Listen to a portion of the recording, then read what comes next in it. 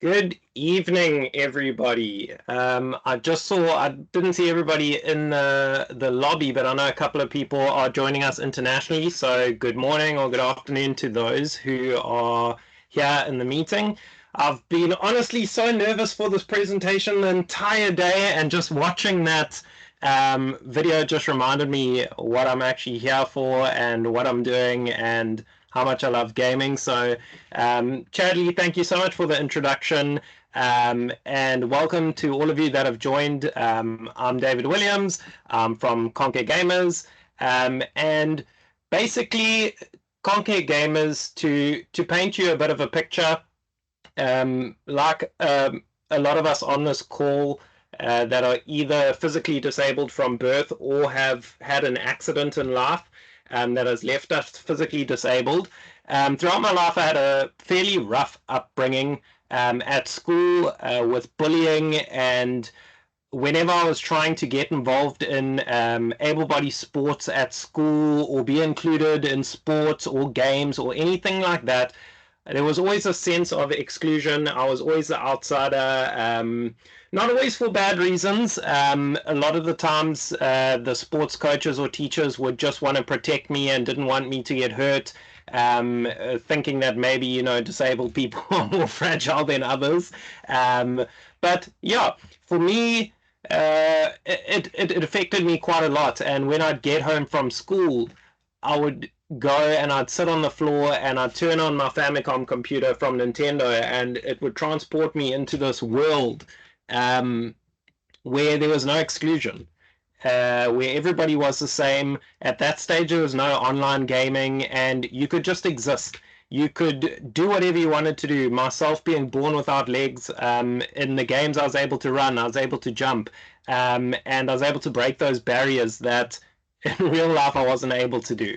So in the kind of future, after I found adaptive sports in my life a few months back, I felt that I wanted to, you know, do something a bit more and try and combine my passion with gaming with kind of my disability and see how can I bring the two together. And I thought to myself, like, what are the chances that that exclusion that I felt in the real world is also felt in this gaming world? And I did a bit of research, and I came across an organization called Able Gamers. And much to my disbelief and now joy, I realized that it is true. The world of gaming has exclusion. There's a lot of gamers that either have never even looked into gaming because the controllers are just not possible for them to use, or somebody who used to game, and they used to be a massive part of their lives, and they've had a terrible accident and they no longer can game, and they're missing that part of their life. So through a couple of meetings, we ended up forming a local gaming, not even an NPO just yet, just a kind of community called Konke Games. Those of you might know. For those who don't, Konke means all or inclusive. So all inclusive gamers, kind of everybody, inviting everybody. And I'm actually very fortunate. I'm not starting this alone. I have my girlfriend, Karen Feltzman, that joins alongside me to help me. I have my best friend, Bruce Cardoso, and his wife, Lee Cardoso. So they're all part of the Konke Gamers family. So welcome to them, and thank you for being here tonight. So just to give you a quick overview of the presentation and what we're going to be going through tonight, which I'm sure you're here for, quite obviously you're here for, is who we are, the accessibility gap, the need, the why, going through a couple of the adaptive equipment and the controllers, how it works, the impact that we've made, the way forward, and then some closing thoughts, and then of course we're going to have time for some Q&A. So who we are. As I've said before, I've given you the backstory, how we kind of started to form, and what brought us to where we are today, to try and get people who are excluded, the disabled people who are unable to enter this world of gaming, and empower them. So for those who have limited mobility, to experience the gaming world, to include them, to find out ways to get them into this world, and to break down the barriers that are limiting them from entering this world. So we enable play, and we combat social isolation and foster inclusion through the adaptive gaming. And as mentioned before, we are proudly affiliated with Able Gamers Brazil and the Able Gamers US charity. They supply us with the controllers, and they constantly helping us and giving us direction and kind of pushing us in the right direction and supporting us in whatever aspect we need. Now to give you a little bit of stats, because it can't all be fun and games, just to kind of give you insight into what we discovered when we did a bit of research. When we look at the accessibility gap, so the gaming accessibility gap, 3 billion people actively play video games globally. And I'm pretty sure that this number is undersold. I think that this is from a fairly outdated survey, but it was the only official one that we could get our hands on. The average gamer's age is 33 to 34 years old, with the largest segment being around 25 to 34, followed by ages 36 to 50. So that's around 29%, which is all well and great. That doesn't really add to our cause. Until you read the last point there, at least 1/3 of all gamers have a disability that impacts their gaming experience, which means that 30% of the gamers out there have a disability. Now remember, not all disabilities are visible. There can be hearing, there can be visual. All of those kind of impairments can affect your gameplay, and it can hinder the experience and not give you that ultimate sense of entering this world and taking you through into this dimension where you just feel included and part of a new community. So that's a massive chunk that we have access to, and we need to start looking into how we can bring them into this world. Not only that number speaks to the number of gamers that are currently gaming. So 30% of gamers are disabled. That's not to mention the amount of people that you would come across that just haven't explored it.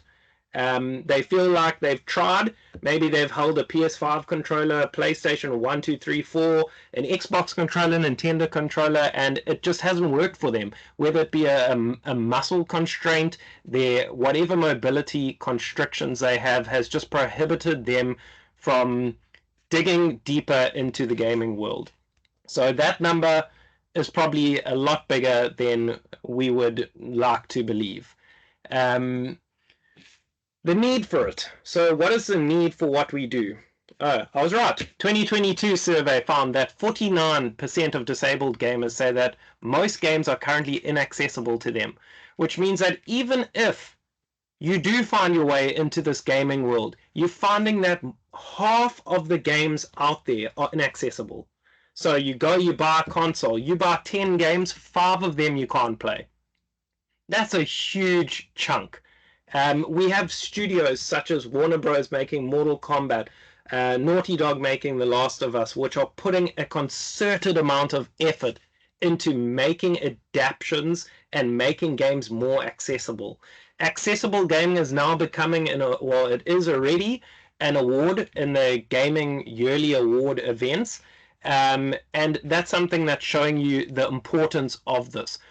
One of the remarkable things, I know that there's a couple of development studios on this call. One of the things that Able Gamers provide is user experience testing. So they have a pool of disabled gamers, and the developers can send their game to that pool of disabled gamers, and they provide feedback. What worked for them, what didn't work for them, how they can change it and adapt it to make these games more accessible. 91% of gamers agree that their disabilities affect their gaming experience. That's almost all of them. Disabled individuals face 51% higher rates of social isolation.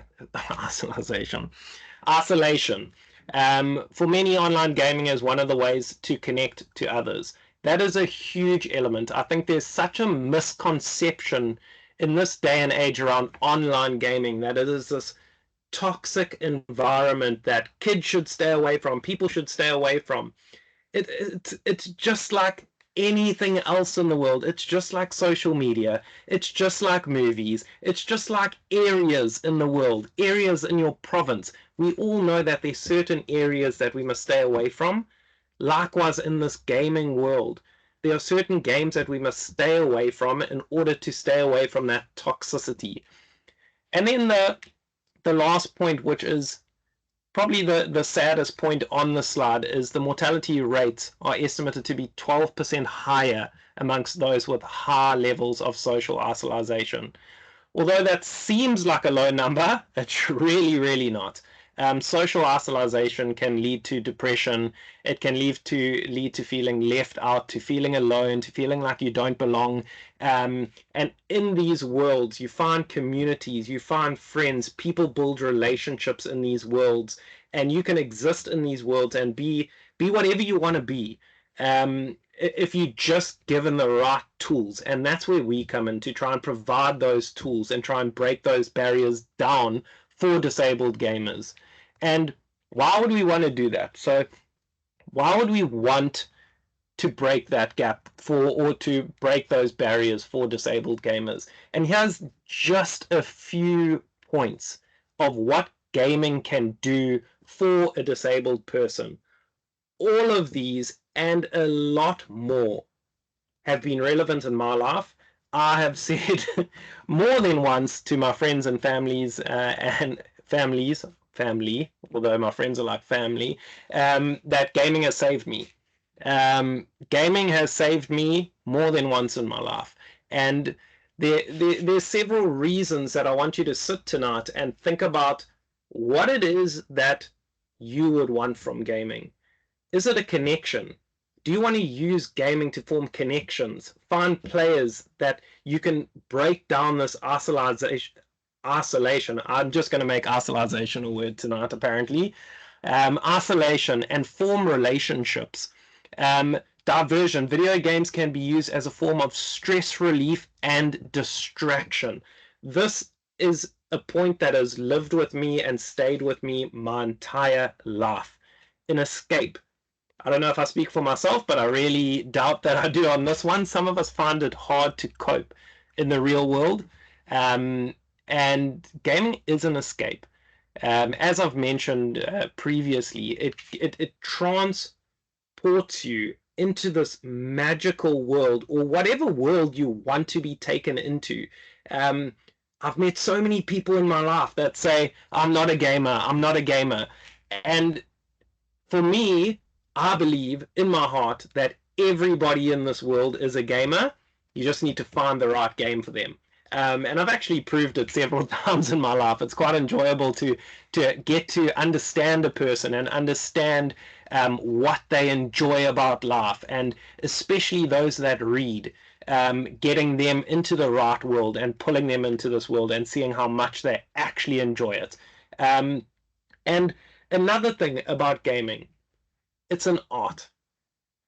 These landscapes that are designed painted, created, are absolute masterpieces. They are breathtaking.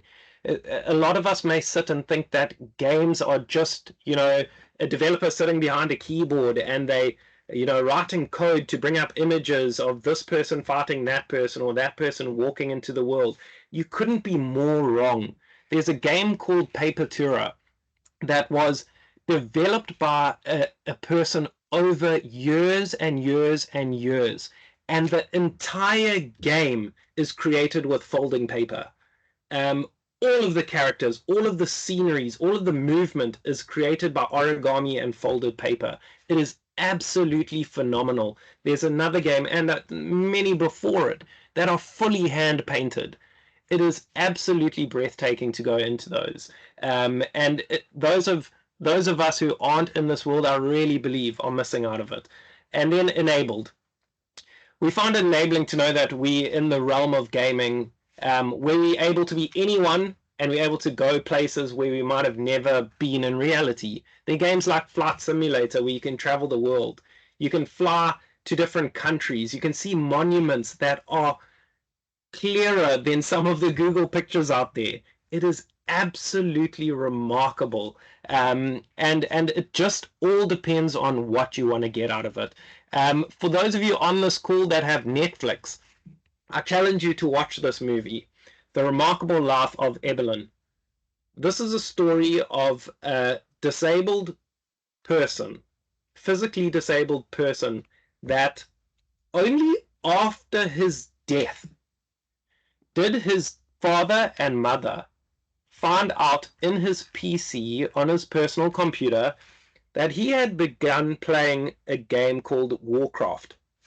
And in the world of Warcraft, he had created an entire new life for himself.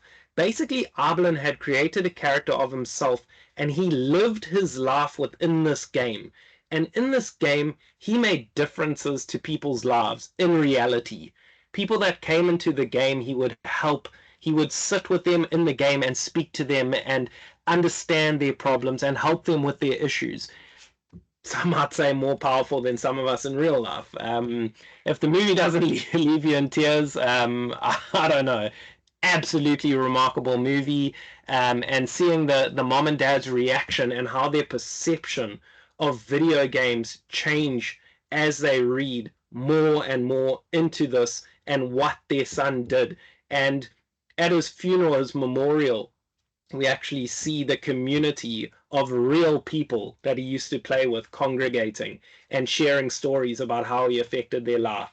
Absolutely phenomenal movie.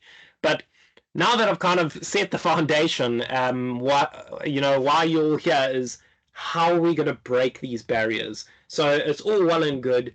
We all want to play games. We all want to get involved. I've hooked you or I've got you, and still, it's not really going to help. How are you going to hold a controller? How are you going to use an analog stick? For some of us, we don't have hands. We don't have arms. We don't have muscles in our hands. We have limited movements. There's one thing about disabilities.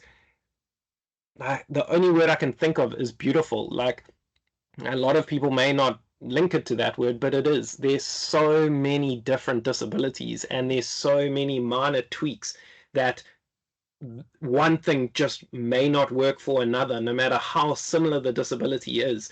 And this is kind of what we do. And this is one of the adaptive controllers that we use. So this is an adaptive controller from Xbox. You can see that in the center, it's it sits on your desk with two large buttons and a little D-pad. That connects to, and all of these controllers that I'm about to show you, the problem is there's not enough education around these, is that somebody might think, oh, Xbox, PlayStation, they brought out an adaptive controller. I can buy it and I can enter the world of gaming. They buy it and they are disappointed. And that may lead to them giving up, because these actually serve as a hub, as a central point. So these are the main units that allow you to customize further. So all of these controllers have auxiliary ports, USB ports, where you can feed off other adaptive pieces. So you can see at the bottom there adaptive buttons, adaptive triggers. You can get analog sticks, which you can 3D print different mounts for, that you can rest your chin on and use your chin. You can use the stump of your wrist. Anything you can imagine, you can print it, you can design it. Moving on, this is the Nintendo Switch version. It's called the Hori Flex. This is something that's not available on the market. These controllers, able gamers that we work with, have been hands-on with the manufacturers to work with them and help design these controllers. This is the Nintendo Switch one, as I mentioned. Again, if you look at all of the auxiliary points at the bottom, you plug in the adaptive buttons, the adaptive controllers, and those can be used to help make your experience more comfortable for you. PlayStation 5 recently, or the most recent, brought out this Access controller, and as you can see there, they feed off into the buttons. Those are Logitech adaptive buttons. So it's the adaptive kit, which I'll show you here. And again, those are different buttons with different sensitivities. So the square button there with the square logo on it is highly, highly sensitive. So you would just need to press your finger on it and just basically brush over it, and it will trigger an action in a game. All of these buttons, although it says square, although it says X, although it says R2, they are 100% customizable and configurable within your console. So you can change them and link it to whatever button suits you. For something like a racing game, we've adapted foot pedals, and we plug a foot pedal into the hub, and gamers have been using the foot pedals as an accelerator. You can use this as a forward button to move forward. The possibilities are endless. It's all about sitting with you, understanding your needs, understanding what it is that you want from a game, and then tailoring the setup to your needs. The next piece of adaptive equipment, and I saw Mark's on the call, welcome Mark, is from an amazing organization. For all of you on the call, this software has a 30-day free trial. I challenge you, or don't challenge you, I encourage you to download it and just give it a try, just to see how far software has come. This is for PC, and there's no controllers needed, there's no buttons needed, it works fully through your webcam using AR.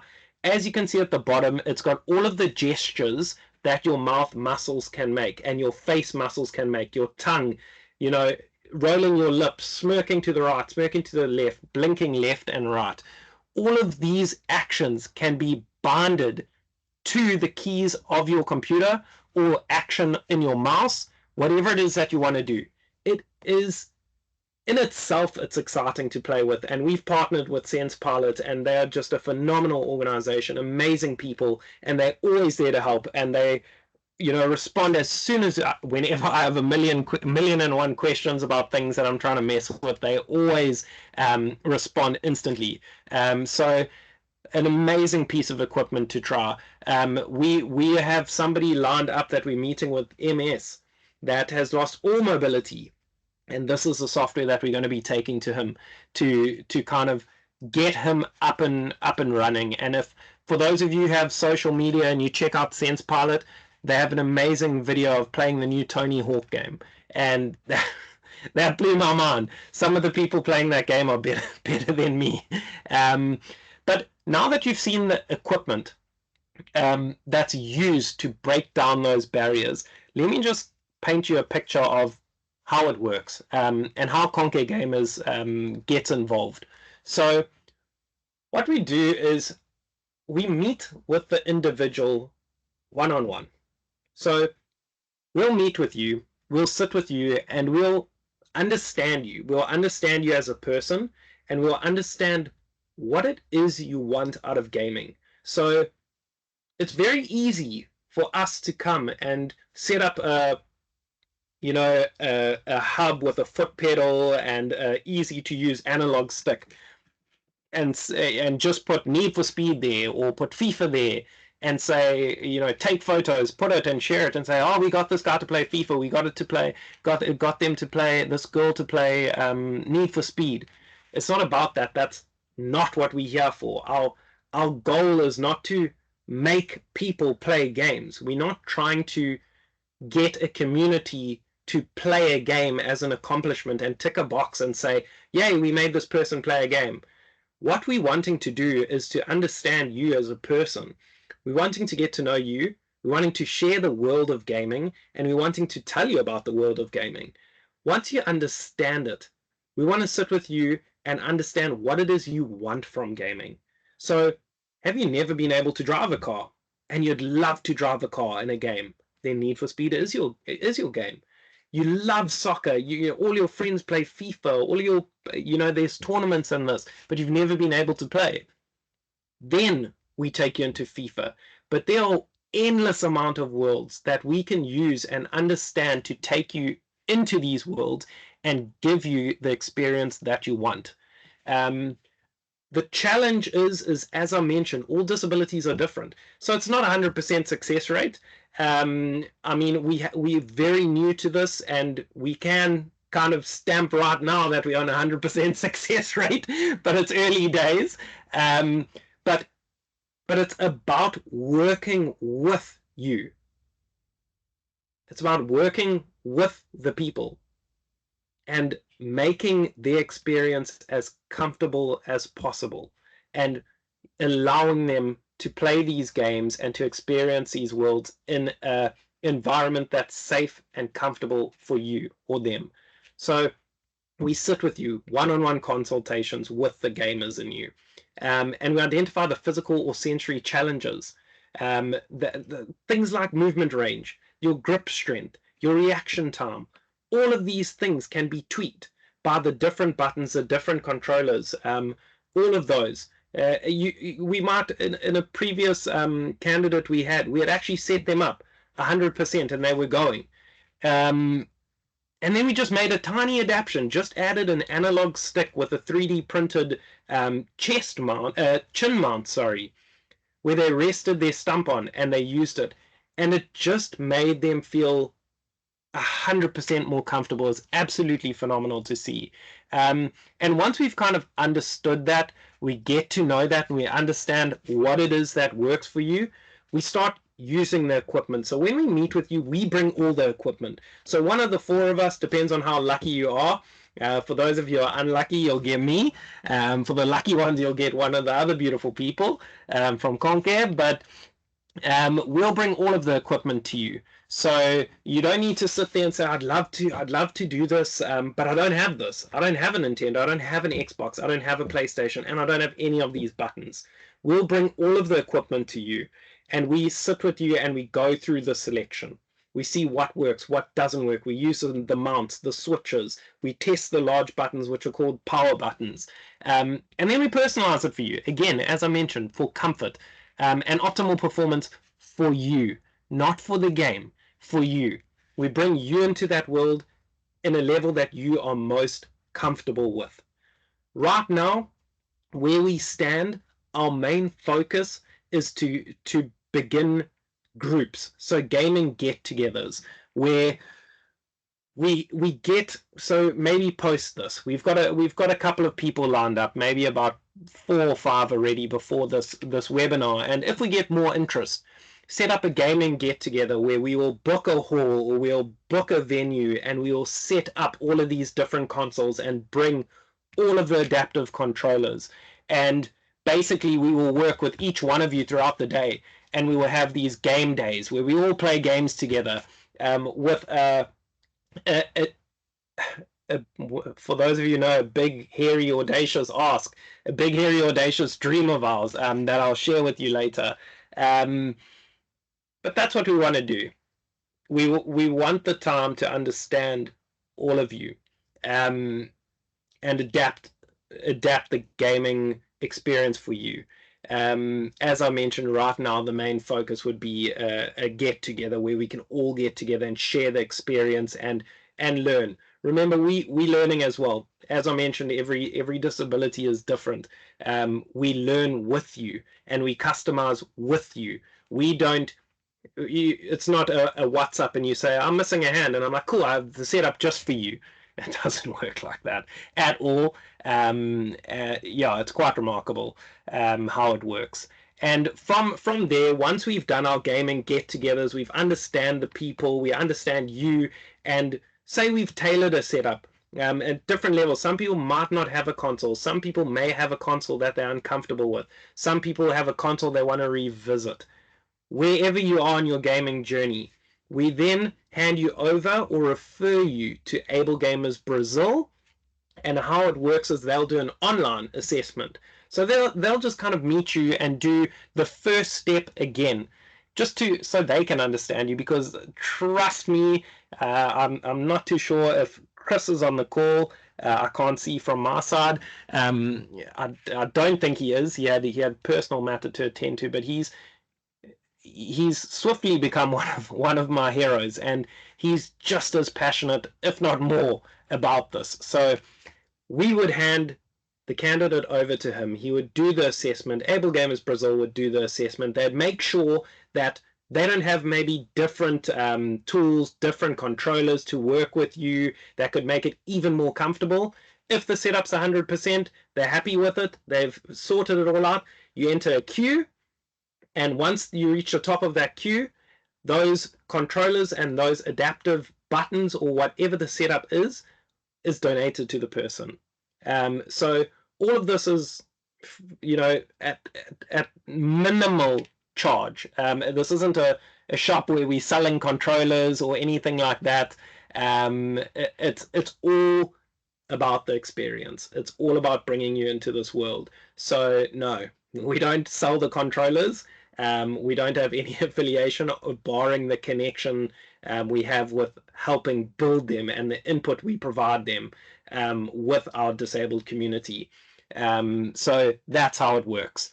And moving on from this slide, I thought it was very fitting to show you the two candidates that we have met. And the first candidate, you can read as the video plays. His name is Alistair.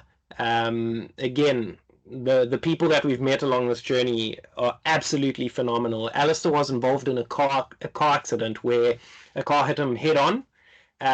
He was riding a motorbike, and Alistair lost his right leg, as well as all of the arteries in his right arm were severed, so he's lost the use of his right arm. And he used to game, and as soon as the accident happened, he made adaptations to his computer where he was able to play computer.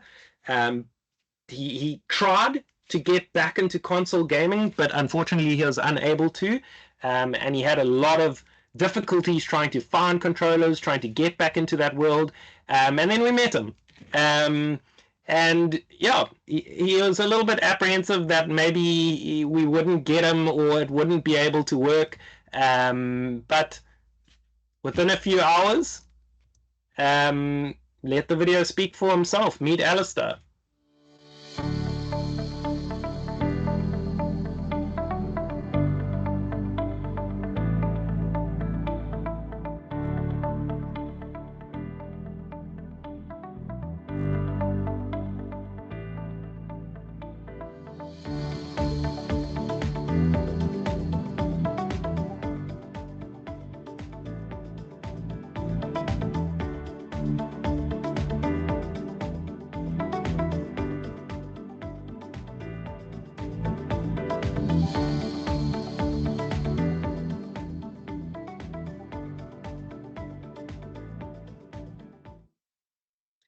That video literally makes me smile every single time, and so does the next one.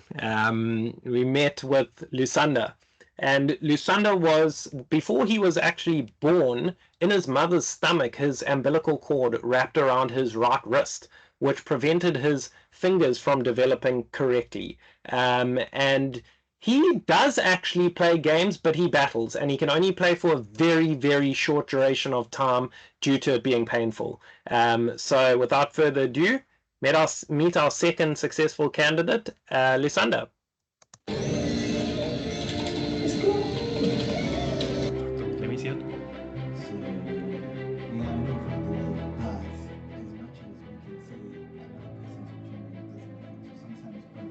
Why do you say that? I'll send it to you. And you can put you on the Switch. Yes. You would be more of a sports game, right? Yeah. Okay. So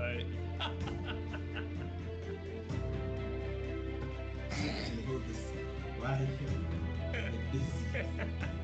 You forgot about that, so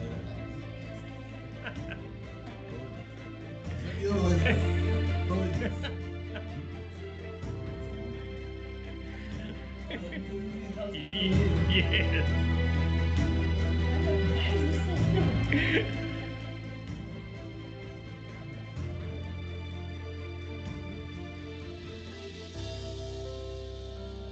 like the only thing that causes strain, like say when I'm holding like this, if I hold it for too long, then it becomes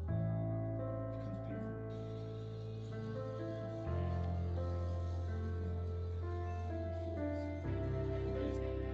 Kill me. I want to say that I'm the best because I can't blame you. It's good game. If you can, it's a good game, but if you can't, The challenge is on, bro. So from that to successful candidates so far, and now me and Lisanda have a esports thing that we're going to be trying to set up at work with FIFA. That was his game that he wanted to really get into, so we're going to make that happen. And now just to kind of paint a picture of the way forward. The way forward for us is what we're doing right now, creating awareness. That's the key thing right now. I think when I was growing up and I told you about my journey, kind of having the rough upbringing and gaming being my escape, it was only at the age of about 27, if I'm not mistaken, 26, 27, maybe earlier, that I found adaptive sports. Um, I didn't know that anything existed with sports. I didn't know that there were other disabled people out there. I know some of you might be laughing about that at that age, but there was no communication about it. There was no way about finding out about it. And this is something that I stumbled upon just by kind of looking into a very specific topic. So what we're doing right now is creating awareness. We're trying to, find the people. We're trying to reach the people. So in any avenue we can. Right now we're doing webinars, we're attending gaming conventions, and we're partnering with various institutions to provide them with the knowledge that they need to help more players. So working with game studios. Sense Pilot is already doing phenomenal work. We're going to continue working with them and see how we can add value. We can do software testing for them on their games, help them with that, add, where accessibility may be added or improved within games for the gaming developers. And then, as I mentioned, they collaborate with gaming development companies and strengthen the partnerships that we already have. So right now, we kind of finding the places to meet the people. We're going to conventions, we're going to seminars, we're going to sporting events, and we're just going to be setting up tables for anyone that'll have us. And we're reaching to the community and we're trying to pull them into this world. And this is one of our first steps, a big first step for us. And it's drawing close to an end now, so I hope you have enjoyed it. But I wanted to well, I took into consideration that some of the people that are attending this webinar might not actually have that much exposure to games, and might not know about the different worlds. And the video that I initially started with was heavily based on arcade style, because a lot of us, when we were younger, growing up, that's what we knew. We knew Street Fighter, we knew Tekken, we knew Mortal Kombat and things like that. Those were the games that we saw in the arcades, or we saw people playing, or we saw on TV or in the shops. But that's one world. And I wanted to create a video that not only tells a story about gaming, but also gives you a look into the various worlds that maybe you're not familiar with. And maybe a game or a scene or a character might resonate with you. So I'm going to play the video, and if you can all just appreciate the artwork, the imagery, the character design, and the worlds that are created and are waiting for you to join.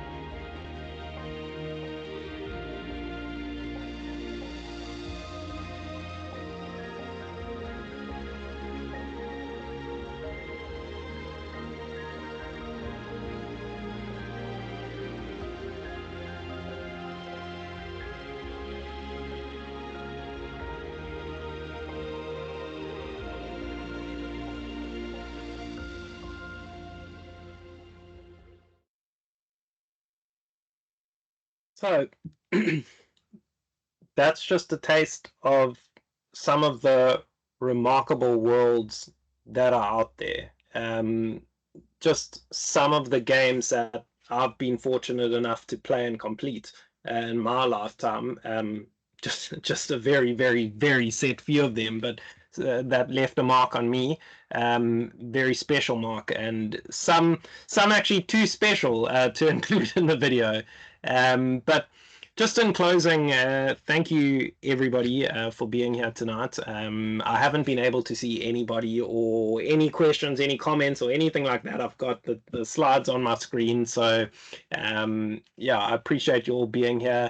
And just in closing, just a reminder that we're aiming to create a community just by providing a platform for disabled gamers for you to connect. And thrive. And the dream that I was saying is that we would love to host an adaptive esports event. Um, that would be our dream. To get enough people to build a community that's big enough, strong enough, close enough for us to hold a competitive esports tournament with all of us together, playing the same game, having healthy competition, and just showing the world what we're made of. Because I think a lot of the times we underestimate it, right? So we underestimated in real life, but now we can show them that we super underestimated in the gaming world. And then, of course, fostering long-term relationships with participants. That I mean, that's just it shouldn't even be a point there. It just comes part and parcel with what we do. As you've seen in the slides, we've met with 2 candidates already. There's a third on the way, and a fourth actually, a fifth. We've got 3 more that we're meeting with, but the 2 that we first met with are not complete. We're still meeting with them. We're still building a relationship. We're still going and playing games with them and fostering that connection with them. So we're using gaming as that tool to kind of foster that connection and make sure that all of us that have mobility issues have confidence and we have that mental well-being. So yeah. Um, that is a wrap from my side. Thank you everybody for joining this. I hope that you enjoyed it. I hope that it resonated with some of you, and I really hope to hear from some of you in the near future. You can reach us on our Gmail account there. I'll leave it up for a while, or directly on Instagram. You can message us directly there, and we'll respond. But yeah, that's it. Chadley,